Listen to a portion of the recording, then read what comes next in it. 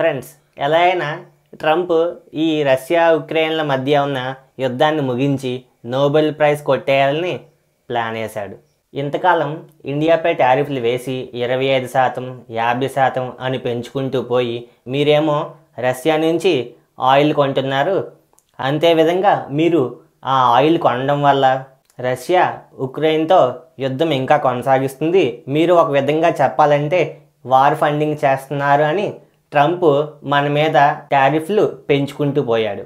అదేవిధంగా మనకంటే ఎక్కువ ఆయిల్ కొంటున్న చైనాపై మాత్రం ఇంకా మీకు గడువిస్తాం 90 రోజులు 30 రోజులు అంటూ పొడిగించుకుంటూ పోతున్నాడు. ఇప్పటి వరకు ట్రంప్ ఎందుకు చైనాపై టారిఫ్లు వేయలేదంటే, ఒకవేళ ట్రంప్ టారిఫ్లు వేస్తే చైనా కూడా మేమేమీ తగ్గము, మేము కూడా టారిఫ్లు వేస్తాం మీపై, అంతేకాకుండా మా దగ్గర ఉన్న రేర్ ఎర్త్ మెటల్స్ కూడా మేము అమ్మడం ఆపేస్తాం అని చెప్తుందని ట్రంప్ భయపడుతూ చైనాపై ఏ విధంగా టారిఫ్లు వేయకుండా ఓన్లీ ఇండియాని టార్గెట్ చేసి వ్యాఖ్యలు చేస్తున్నాడు.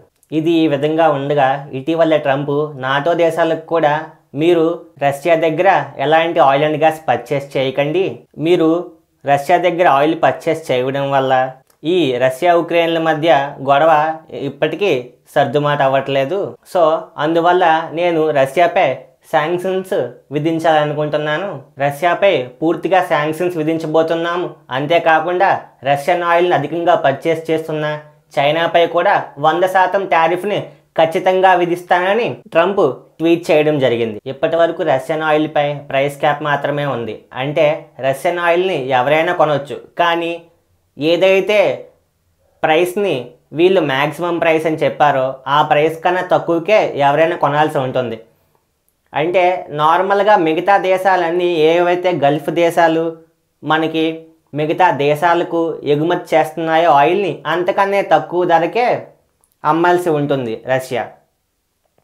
సో రష్యా ఉక్రెయిన్ వార్ మొదలైన తర్వాత ఆ ప్రైస్ క్యాప్ వల్ల మనం తక్కువ ధరకే రష్యా నుంచి ఆయిల్ని ఇంపోర్ట్ చేసుకుంటున్నాం. ఒకవేళ ట్రంప్ చెప్పినట్టుగా రష్యాపై శాంక్షన్స్ కానీ విధించినట్లయితే, దీనికి నాటో దేశాలు కూడా ఒప్పుకుంటే, అప్పుడు పూర్తిగా రష్యా నుంచి మనం ఆయిల్ కొనడం ఆపేయాల్సి ఉంటుంది.